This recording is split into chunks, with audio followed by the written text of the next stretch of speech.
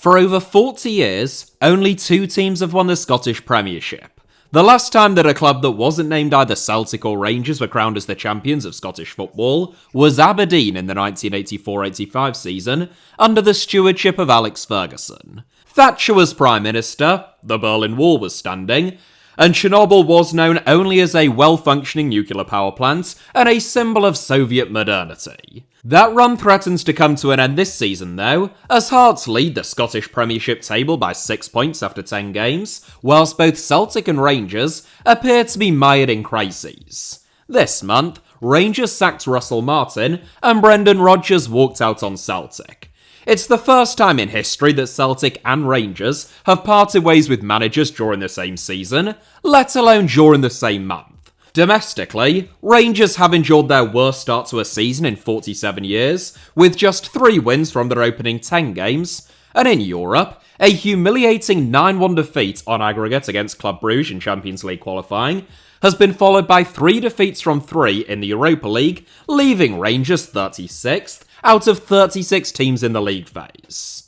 This courtesy of a club who reached the Europa League quarter-finals last season, and the final itself as recently as 2022. Celtic, meanwhile, recently lost back-to-back league games for the first time since December 2023, and their own Champions League qualification prospects ended away in Kazakhstan against Kairat in August, costing the club an estimated €18 million. Hearts, on the other hand, who won their last top-flight league title over 65 years ago, were in administration in 2014, and in the Scottish Championship as recently as 2021, look to be somewhat unstoppable. Despite finishing 7th last season, much closer to relegation than the title, they have won 8 of their opening 10 games this season, and still remain unbeaten. Much lauded Brighton owner Tony Bloom acquired a minority stake in Hearts over the summer, furthering a relationship between his data analytics firm, Jamestown Analytics, and the club. Bloom described his goal as being to, quote, disrupt the pattern of domination which has been in place for far too long. And so far, he looks to be doing a fairly magnificent job of capitalising upon the chaos of the Glasgow Giants. In truth, I could make much more detailed feature-length documentaries about each one of Celtic, Rangers, and Hearts' current situations, and with time, either here or on the Alfie Potts Army YouTube channel, I probably will. But since I couldn't narrow them down to just one, and I have been bombarded with requests, today is a broader overview of the ensuing madness in the Scottish Premiership, for those of you who have maybe seen the league table recently, and wondered what on earth is going on. Well, that's what today's video is all about. So sit back, relax, and join me on a journey to Scotland, the most football-obsessed nation on earth on a per-capita basis, but also frequently one of the weirdest and most chaotic, as we take a look at why Celtic and Rangers aren't very good, why Hearts are, and why Aberdeen have just hired a fella who once stole a penguin. Among other things. Glasgow has a relationship with football like few other cities on earth.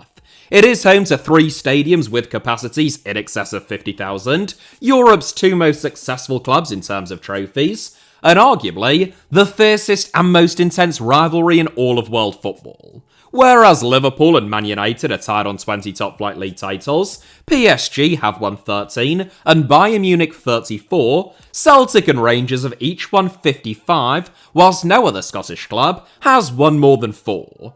Over half of all Scottish football fans identify themselves as being either Celtic or Rangers supporters, each accounting for roughly 12% of Scotland's total population.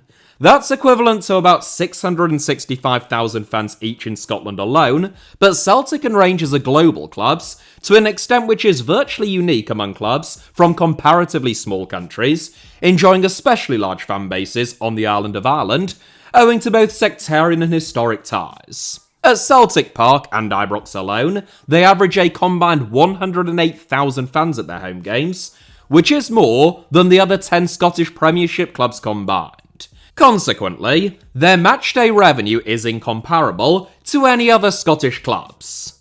But I am going to compare them anyway. I know, I'm like Tom Cruise in Mission Impossible, and I also do all of my own stunts, but without becoming a Scientologist. In their last set of accounts, Celtic raised just shy of £50 million in matchday revenue, and Rangers close to £44 million. Aberdeen had the next highest matchday revenue in the division at, wait for it, £6.8 million. Hearts raised less than £6 million. Hibernian, it's worth noting, don't break down their revenue in terms of sectors, but it is safe to assume that their matchday revenue is not too dissimilar to Hearts and Aberdeen's, based upon their attendances and ticket prices. In other words then, Celtic and Rangers raised between 6 to 7 times as much as the next highest earning Scottish Premiership club through matchday revenue, and over 20 times as much as the division's average, excluding themselves. In Premier League terms, Celtic and Rangers' matchday revenue is comparable to Newcastle and West Ham's, whereas the next highest earning Scottish Premiership club, Aberdeen, raised the same amount as the Premier League's lowest earners, Bournemouth. Bournemouth Stadium only holds 11,000 people. The same is true of commercial revenue, except there is a major gap, even between the two old firm giants. Celtic raised £38.6 million in commercial revenue, which is almost twice as much as Rangers at £20.5 million, who are followed by Aberdeen and Hearts at £9.4 and £8.7 million. Again, Hibs don't state their precise commercial revenue, but it is also likely to be in that ballpark. For another Premier League comparison, Celtic are roughly on par with Everton, Rangers are neck and neck with Bournemouth, and Scotland's next highest earners have no Premier League peers, because Burnley have the lowest commercial revenue in the Premier League at £14.1 million, which is 50% more than either Hearts or Aberdeen. What's more, whereas the Premier League's lowest earners from matchday and commercial revenue, like Bournemouth, Burnley and Brentford, can make up for it with by far the highest broadcast revenue of any league in world football, Scotland's so-called other 10 have no such inbuilt advantage. Celtic, who have by far the highest broadcast revenue in the Scottish game, rake in about a quarter of the Premier League's lowest earners, Rangers roughly a sixth, and the Scottish Premiership's next highest earners, Aberdeen again, about 1/20th. Overall, therefore, the revenue gap in Scottish football is absolutely enormous. In the 2023-24 season, Celtic raised £124.6 million in total, Rangers £88.3 million, and Aberdeen, Hearts and Hibernian, in 3rd, 4th and 5th, just £23.6, £20.3 and £15.9 million. This creates a virtually insurmountable gap between the old firm giants and everyone else, which has been reflected in their total dominance over the last 4 decades, and even Celtic's own domination over Rangers for the last 10 to 15 years. Celtic and Rangers' wage bills, both in excess of £60 million, are almost 4 times the size of Hearts', which is the league's next largest, at just £16.5 million. In fact, they are each, on their own, at £65.6 and £61.2 million in Celtic and Rangers' cases respectively, almost the same size as the combined wage bills of every other club in the division. In revenue terms, no Scottish Premiership team outside of Celtic and Rangers has higher revenue than the likes of Plymouth Argyle and Queen's Park Rangers, and in terms of their wage bills, none spend more than top-end League One teams, or even half as much as the average team in the Championship. All of this is exacerbated by UEFA revenue, which has a distortive impact in smaller leagues, creating a vicious cycle, or a virtuous one I suppose, depending upon your perspective, where the same teams qualify for Europe season upon season, the gap between them and everyone else only grows, and it becomes practically impossible for anyone else to compete. It is for this reason that the Scottish Premiership has long been considered a 2-team league. Even when Rangers were liquidated and forced to reform in the 4th tier of the Scottish game in 2012, spending the next 4 years outside of the top flight, no one came remotely close to challenging Celtic, who have won 13 out of the last 14 Scottish championships. Whilst Rangers had a much more high-profile meltdown in the early 2010s, which was a hangover from reckless and often ill-judged spending from the mid-1990s onwards, Hearts also entered administration and were relegated just a couple of years after them, following one of the most bizarre ownership sagas and regimes in the history of the British game. The oldest club from the Scottish capital, Hearts were founded in 1874, a year before their Edinburgh rivals Hibernian. Briefly suspended by the SFA for fielding ineligible professional players in the 1880s, Hearts won only the 5th and 6th Scottish Football League titles in the 1890s, shortly before Celtic and Rangers cemented their duopoly. In the 50s and 60s, Hearts roared back under club legend Tommy Walker, winning 3 Scottish League Cups, 2 league titles and a Scottish Cup, in addition to becoming only the 5th British club to compete in a European competition. In the 1959-60 season, Hearts even became the only Scottish club, other than Celtic and Rangers, to win a League and Scottish League Cup double, but by the mid-2000s, they had fallen on significantly harder times. Still the 3rd best club in Scotland in the 2002-03 and 2003-04 seasons, behind you-know-who, albeit they were miles behind, the club had grown dangerous levels of debt. CEO Chris Robinson's solution was to sell Tynecastle, which has been the club's home since the 1880s, and to rent Murrayfield Stadium, which is literally across the road from Tynecastle, over 3 times the size, and serves as the home of Scottish rugby. Robinson claimed that Tynecastle was no longer fit for purpose, but a £20 million offer from Edinburgh-headquartered property developers Cala to buy the stadium was most likely his true motivation.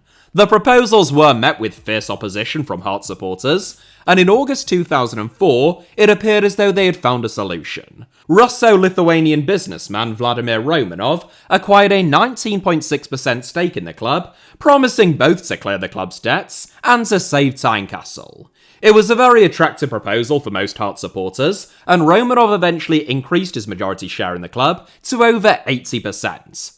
A former sailor in the Soviet Navy, Romanov served aboard a Soviet K-19 submarine, which he later bought, and invited his former crew members to the 2006 Scottish Cup final, where Hearts won on penalties against third-tier Gretna.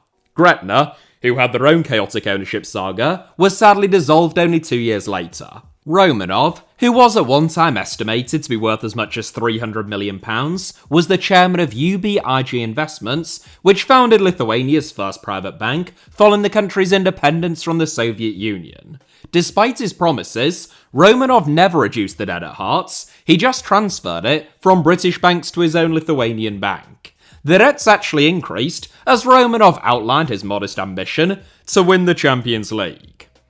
I find that it's always good to set reasonable expectations. The 2005-06 season was the high point of Romanov's reign, as Hearts not only won the Scottish Cup, but finished as Scottish Premier League runners-up, 1 point ahead of Rangers and 17 behind Celtic, qualifying for the Champions League.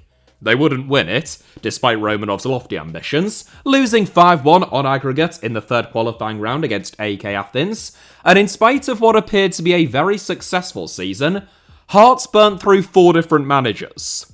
This was a sign of the chaos that was to come. Romanov had bizarrely sacked George Burley, while Hearts was at top of the Scottish Premier League table, leading to speculation that he had a big-name appointment lined up. The likes of Bobby Robson, Claudio Ranieri, and even 2-time Champions League winner Ottmar Hitzfeld were all linked with the job, which meant that Hearts fans were somewhat bemused when Romanov appointed Graham Rix, a man who had been out of work since getting sacked by League Two Oxford United. Rix lasted just 4 months before he too was replaced by Lithuanian head coach Valdas Ivanuskas, who had only previously managed FBK Kaunas, a Lithuanian club, which was also owned by Romanov. Over the coming years, despite promising to build a more than £50 million new stand at Tynecastle, players went unpaid, and Hearts were repeatedly threatened with administration. Romanov appointed his own son, then 29-year-old Roman Romanov, as Hearts' chairman and chief executive, which, surprisingly, didn't turn out to be a masterstroke. This era at Hearts could constitute an entire video, as with about 15 topics that are only touched upon in this video, but long story short, Romanov's bank was eventually closed down by the Lithuanian Central Bank in the early 2010s, and Romanov's entire business empire collapsed. Hearts were put up for sale in 2011, and issued with a winding up order in 2012 over an unpaid tax bill, during the same year that Rangers were liquidated. The club entered administration in 2013, owing roughly £25 million, over half of that owed to Romanov's collapsed bank, which meant that they started the 2013-14 season with a 15-point deduction. Unsurprisingly, Hearts were relegated, and they were only saved from an even worse fate by local businesswoman Anne Budge, who provided the necessary funds to keep the club afloat. Hearts returned to the Scottish Premiership the following season as Scottish Championship title winners, and though they were relegated again in the 2019-20 season, which was prematurely curtailed as a result of COVID-19, they secured an instant return as champions again. Following promotion back to the top flight in 2021, Anne Budge, who stayed on as chairman, transferred the club's shares to the foundation of Hearts, making Hearts the largest fan-owned club in Britain.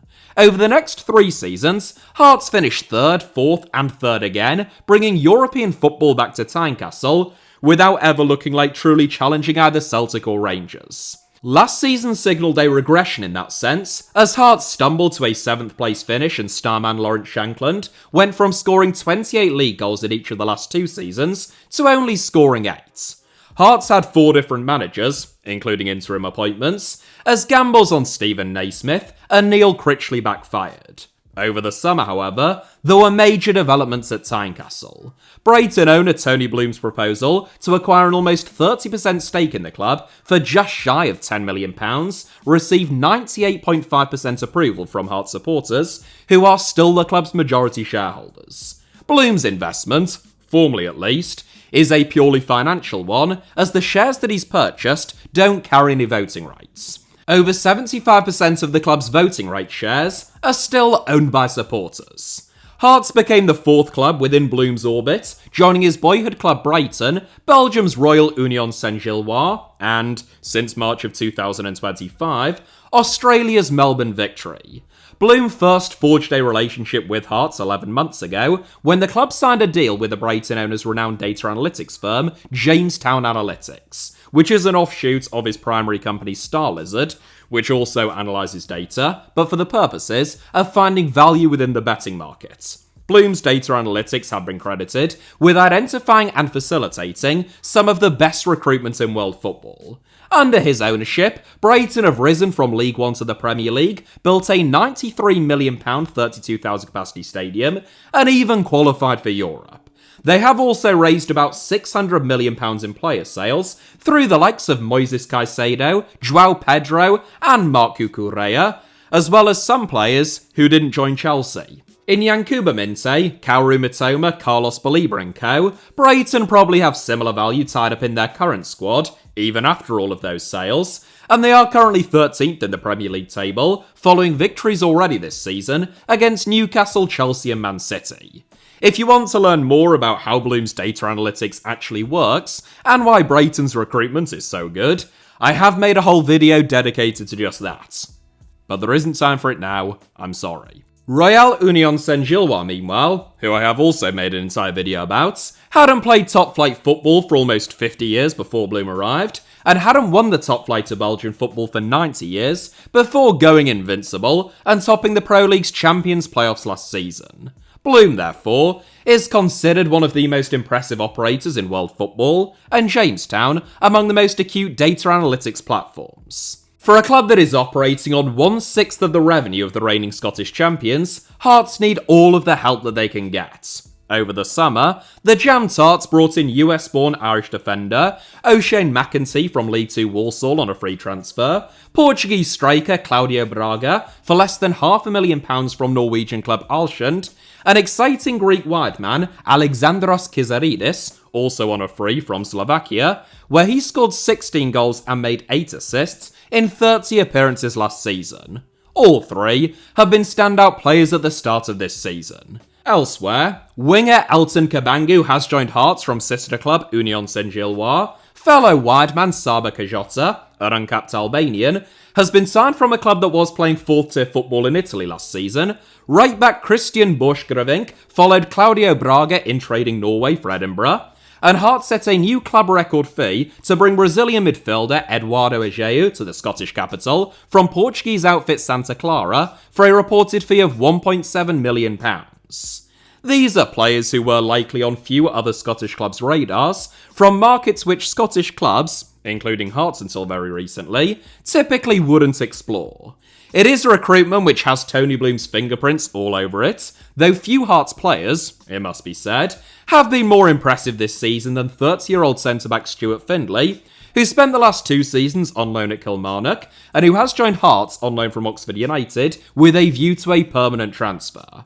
It's not just the new arrivals. Lawrence Shankland, another 30-year-old Scot, has returned to being among the sharpest shooters in the Scottish game following a wobble last season, with 8 goals from 13 appearances in all competitions already this term. Meanwhile, fullback come wide man Harry Milne, who joined Hearts last February, experienced centre-back Craig Halkett, who has been at the club since 2019, and diminutive defensive midfielder Cameron Devlin, who joined from his native Australia in 2021, have all been superb. Halkett, quite remarkably, has scored 5 goals from 13 games in all competitions this season, as a centre-back.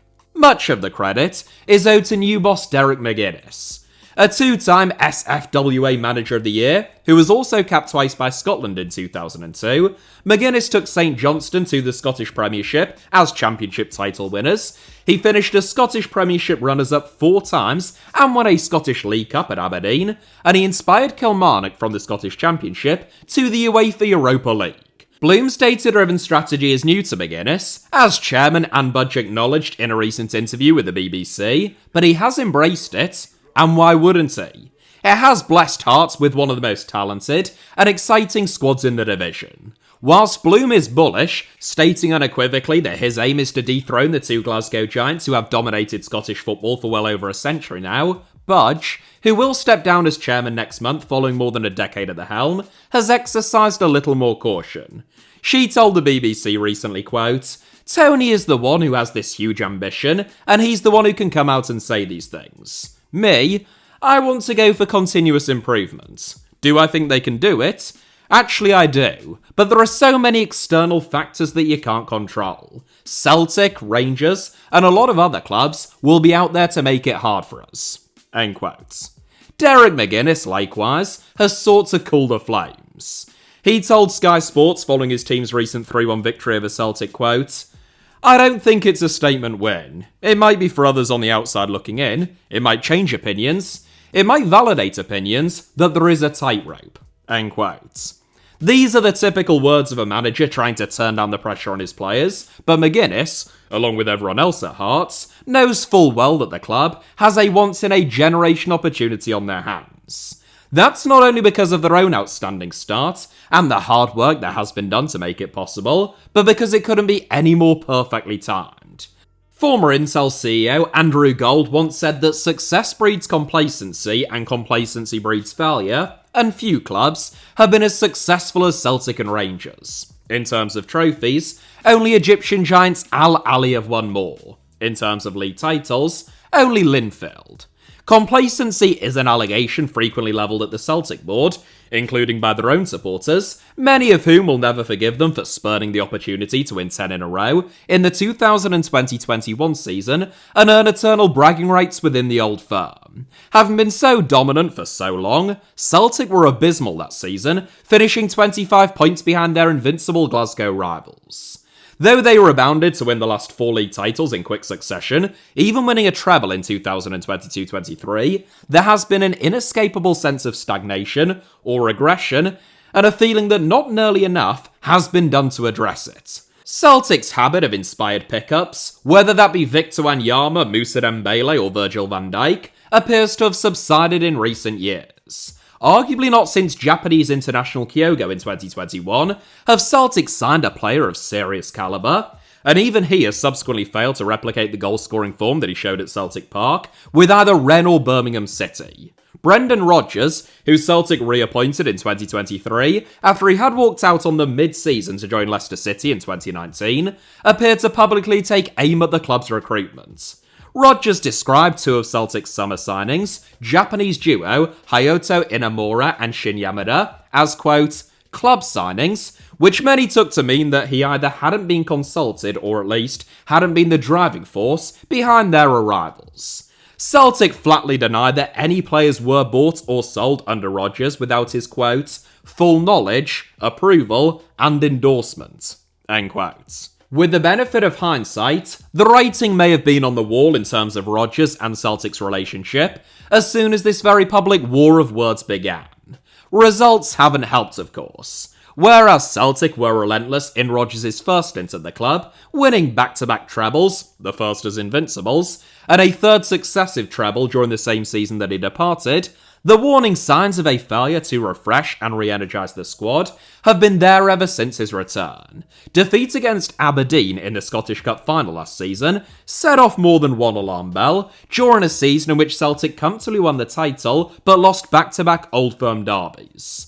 There is no more important fixture when it comes to fan sentiment, and Rodgers' depleted reputation as a derby specialist badly damaged his esteem. Nonetheless, few anticipated such a shoddy start to the current campaign. An extremely costly defeat on penalties against Kairat in Champions League qualifying, both financially, reputationally, and just in terms of the overall atmosphere surrounding the club, was followed 4 days later by possibly the worst Old Firm derby in living memory.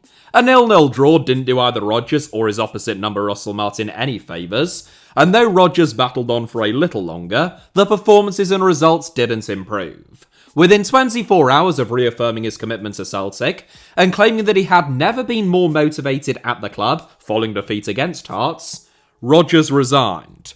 Shortly after Celtic announced the news, Dermot Desmond, who is the largest individual shareholder at Celtic Park, went nuclear in an official statement published on the club's website. Desmond effectively accused Rodgers of lying about Celtic's recruitment and his own contract renegotiation efforts, and absolved himself and the club's board of any responsibility regarding the team's downturn in fortunes. Desmond stated, quote, "When his comments were made publicly, I sought to address them directly. Brendan and I met for over 3 hours at his home in Scotland to discuss the issue. Despite ample opportunity, he was unable to identify a single instance where the club had obstructed or failed to support him.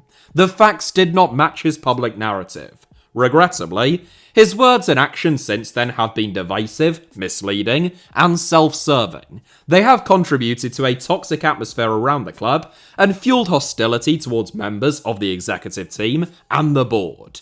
Some of the abuse directed at them, and at their families, has been entirely unwarranted and unacceptable. Every member of the board and executive team is deeply passionate about Celtic, and acts at all times with professionalism, integrity, and a shared desire for success. What has failed recently was not due to our structure or model, but to one individual's desire for self-preservation at the expense of others." End quote. Sheesh. It is among the most brutal post-mortems that I've ever seen following a managerial departure, and quite possibly the most damning from a club of Celtic stature. While sympathy for Rodgers is likely to be in short supply among Celtic supporters, having walked out on them mid-season for the second time, and with his side of the story not yet even having been made public, the idea that all of Celtic's problems fall on his shoulders seems to be somewhat fanciful. Indeed, anger at the board, and Desmond in particular, who is deemed to wield excess power and control by some, exceeds any ill will towards Rodgers in many quarters. Despite links with a return to paradise for Ange Postecoglou, Celtic have since appointed Martin O'Neill on an interim basis, who last managed the club 20 to 25 years ago. Highly successful during that period, in which he won 3 league titles up against a free-spending Rangers team, O'Neill is 73 years old now and hasn't held a managerial role in over 6 years. His methods were considered old school, and even antiquated by some critics, the best part of 2 decades ago, but now he is back in management in one of the most high-pressure environments in world football. However bad the situation is at Celtic right now, though, it is almost certainly significantly worse at Rangers. This is an advert brought to you by me. A lot of people stop me in the street and say, "Wow, it's Alfie Potts Armour. You're the best football YouTuber in the world, and somehow even more handsome in real life than online. Please may I have your autograph, take a photo, and sleep with you?" And I have to say, look, I'm very sorry, that is awfully kind of you, but I do have a girlfriend. The other thing that they often say, I mean, almost always really, is there any way that I can get more of you? Is there perhaps a second channel of yours that I could subscribe to where you make to-camera documentaries about various interesting topics? And I say, Yes, it's called the Alfie Potshamer YouTube channel, and funnily enough, I just uploaded my latest video there about the Basque derby between Real Sociedad and Athletic Club, the history of Basque sport and culture, and why that game is so unique among major football rivalries. I know, it sounds fascinating, and it is, which is why I am advertising it to you now. No payments were made in exchange for this advert. HITC Sevens and Alfie Potshamer are the same person. T's and C's apply. Now back to the video. Unlike Celtic, Rangers could hardly be accused of letting success breed complacency in recent years, not least because they have been relatively starved of success. Rangers have only won one top-flight league title in the last 14 years, and they've also only won one Scottish Cup and one Scottish League Cup during that time. For a team that long prided itself on the moniker of being the most successful club in the world, it has been a bruising experience. A run to the final of the 2022 Europa League restored a lot of pride, but Giovanni Van Bronckhorst's side fell at the final hurdle on penalties against Eintracht Frankfurt. That was a Rangers team which boasted the likes of Calvin Bassey, Glenn Kamara, and Joe Aribo. Amad Diallo, Stephen Davis, and Aaron Ramsey all started on the bench. It feels a far cry from the current Rangers squad. James Tavernier remains a consistent presence, by which I mean a consistent goal scoring and creating threats, whilst also being consistently prone to defensive howlers. Canadian international Derek Cornelius has impressed when he has played since joining on loan from Marseille, and Belgian international Nicolas Raskin, the most gifted player at the club, was retained over the summer, despite looking at one stage as though he made a part. Throughout the squad, though, there is a distinct lack of inspiration. Rangers had a change of ownership over the summer, as an American consortium led by Andrew Kavanagh and 49ers Enterprises purchased a controlling 51% stake in the club. Kavanagh became Rangers' chairman and 49ers executive. Parag Marate, who also serves as president of 49ers Enterprises and as chairman of Leeds United, became Rangers' vice president. Their first major act was to crown Russell Martin as Rangers' new head coach. To say that Martin's appointment went down like a cup of cold sick would be an unfair reflection upon ice-cold vomit. Martin's only previous top-flight experience came at Southampton, where he won 1, drew 2, and lost 13 out of his 16 games in charge, before being sacked, with the Saints rooted to the foot of the Premier League table. For a club that expects trophies and views itself as a behemoth, with all of the pressure that comes with that, Martin's lack of pedigree was treated with immediate suspicion. Then there is the ideological gulf between Martin's dogmatic, highly systematised possession football, which he implements with an almost messianic devotion, and the blood and thunder approach of fast-paced and dynamic attacking play, which is favoured by many Rangers supporters and is considered synonymous with the club. With every 5-yard pass on the edge of the club's own box, Martin edged closer to the exit door at Ibrox. In many ways, it wasn't even his fault. Rangers' new owners and directors knew exactly who and what they had signed up for in the summer, and Martin was putting that plan into action, albeit with very little success. If he wanted a quiet life, however, and to maybe buy himself some time with players and supporters, he had an unusual way of going about it. Following the literal first game of the season, a 1-1 draw away at Motherwell, Martin said that his players, quote, didn't run enough, didn't fight enough, and weren't brave enough, end quote, adding that, quote, I think it's a problem the club has had over the last few years, that when it's going well it's fine, and when it's not, it's a problem, end quote. In fairness, that is just a basic statement of facts at any club, or indeed, in any scenario in life, isn't it? When things are going well, it's fine, and when they're not, it's a problem. That is just a description of what going well means. In August, as in the same August that the season starts, Martin doubled down on questioning his players' commitment, following Rangers' humiliating Champions League qualifying exit against Club Brugge, stating that, quote, there's not enough players that really want to fight for each other or the club yet, end quote.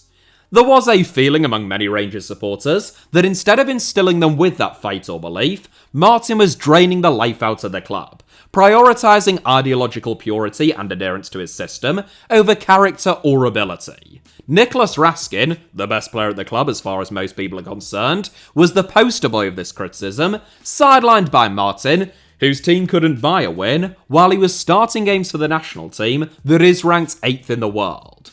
Rangers failed to win any of their opening 5 league matches for the first time since the 1978-79 season, a campaign in which they would go on to win a cup double and knock Juventus out of the European Cup under John Gregg.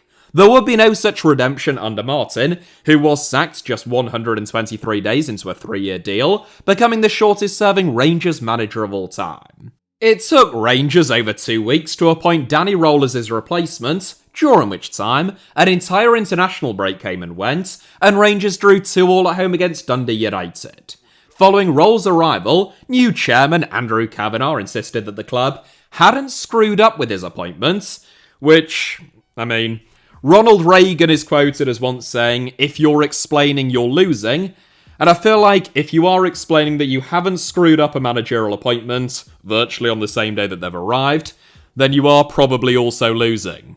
Kavanagh also denied that Röhl was Rangers' third choice after Steven Gerrard and Kevin Muscat, stating only that, quote, "The two people you mention are complicated," end quote, when pressed on why moves for them didn't materialise. In some ways, Röhl suffers from some of the same misgivings as Martin. He has never managed in a top flight of any description, and his only senior managerial experience consists of less than 2 years at crisis-stricken Sheffield Wednesday.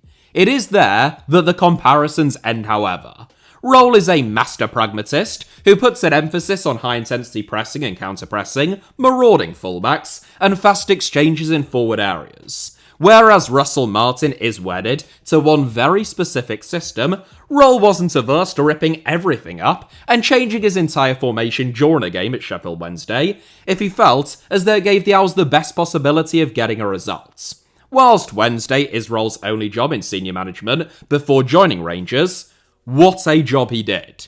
In a state of utter crisis under clown-shoe owner Dejphon Chansiri, Röhl inherited a team that had made the worst start to a season in the history of the Championship, had zero resources to strengthen the squad, and one in which players and staff were frequently paid late. By the start of December, 18 games into the season, Wednesday had only won 1 game, yet Röhl orchestrated one of the EFL's all-time greatest escapes. In fact, had the season started in December, Röhl's Owls would actually have made the playoffs. In his second season, despite yet further chaos, they almost did. During a campaign in which mere survival would have been an exceptional achievement, Wednesday finished 12th, halfway between the playoffs and the bottom 3 in terms of points, even following an end-of-season collapse with a threadbare squad. Röhl might lack experience, therefore, but he could hardly have done much more with the limited experience that he has, still aged only 36. The pressure at Rangers is immense, whereas there was almost none on him at Wednesday given the club's circumstances, but by the same token, however much of a mess Rangers may appear to be in, it will seem like a slick operation to Röhl in comparison to his previous club.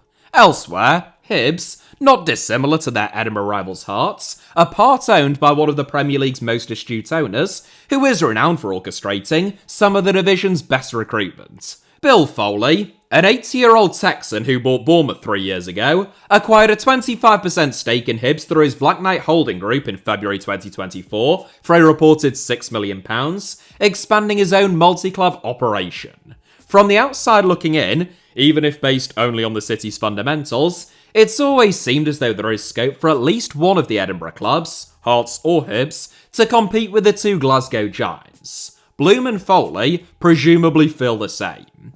Hibs finished 3rd last season, 6 points and 5 places above Hearts, but the relationship between majority and minority investors appears to be more fractured at Easter Road. It was reported at the start of last season that Foley wasn't listened to when the club appointed David Gray as manager and Malky Mackay as sporting director in the summer of 2024, prompting executive director Ian Gordon to state publicly that, quote, "There have been discussions since then, and the relationship is in a good place." End quote. Both Gray and Mackay are still at the club. Aberdeen, meanwhile, who are one of 2 Scottish clubs to have never been relegated alongside Celtic, also have significant American ownership. Chairman Dave Cormack, who is also Aberdeen's largest individual shareholder, is a software entrepreneur based in the US. Meanwhile, MLS outfit Atlanta United acquired a minority stake in the club, reported as being less than 10% in 2019, and have a seat on the Aberdeen board as part of a strategic partnership between the two clubs. Days ago, Aberdeen appointed eccentric former journeyman goalkeeper Lutz Pfannenstiel as their new sporting director. Oddly enough, one of the first people that I ever wrote about as a journalist, over 10 years ago now, Pfannenstiel played for 25 different clubs in all 6 FIFA confederations, making him the first professional to have done so. He was locked up for over 100 days in Singapore, he stole a penguin in New Zealand, and he officially died 3 times on the pitch while playing for Bradford Park Avenue. Aberdeen haven't just hired him because he's a bit of a character though, although I'm sure it helped. Pfannenstiel has settled down in middle age, serving as head director of international relations and scouting at Hoffenheim for 7 years, sporting CEO at Fortuna Düsseldorf for 2, and, most recently, sporting director at St. Louis SC for 5 years, during which time the club became a Major League Soccer expansion franchise. As I said, several topics touched upon in this video could make for entire videos, and extensive ones at that. Scottish football is vibrant and fascinating, but also chaotic, now more than ever. Hearts have capitalised upon that with data analytics and recruitment, which some have likened to introducing a caveman to an iPad. Not me, to be clear, but some. Nonetheless, no matter how many times Celtic and Rangers shoot themselves in the foot, Hearts have a mountain to climb, looking to dethrone teams with budgets 6 times the size of their own. A 2-2 draw away at St Mirren midweek, in which Hearts twice came from behind, served as a reminder that things won't always go their way this season. Celtic and Rangers both made up 2 points on them under their new managers, and Hearts CEO Andrew McInnes recently clarified that, contrary to speculation, Tony Bloom won't invest further in the club and expand his ownership stake this season if he sees an opportunity to knock Celtic and Rangers off their perch earlier than anticipated, primarily because he is already at the maximum threshold to remain within the rules should Brighton and Hearts both qualify for the same UEFA competition. The animus towards Celtic and Rangers within Scottish football at this stage is so fervent that even most Hibs supporters, from my experience, would take Hearts winning the league to give the old firm a bloody nose. That is it for today's video, but thank you all very much as ever for watching. Hit the like button if you enjoyed it. I sincerely hope that was the case. Let me know your thoughts down below in the comments, and of course, make sure that you are subscribed and have notifications turned on, not just for this channel, HITC Sevens, but also my second channel, Alfie Potsama, both of which should be about to appear on your screens now, along with a couple of videos that you might enjoy watching after this one. You can also find me on various social media platforms, typically via the username at HITC Sevens should you wish to do so, and you can now support me additionally, either by heading to the Alfie Potsama YouTube channel and becoming a channel member, or by heading over to buymeacoffee.com/Alfie Potsama, where you can also become a channel member, but Google won't take 30% of it. The option's there. It's you know, a lot of you ask me, Alfie, how can I help additionally? And I say, well, just listen at the end of the video. I always say how. So that's for those of you. Please take care out there. I love you all very much. I hope to see you shortly. Cheers.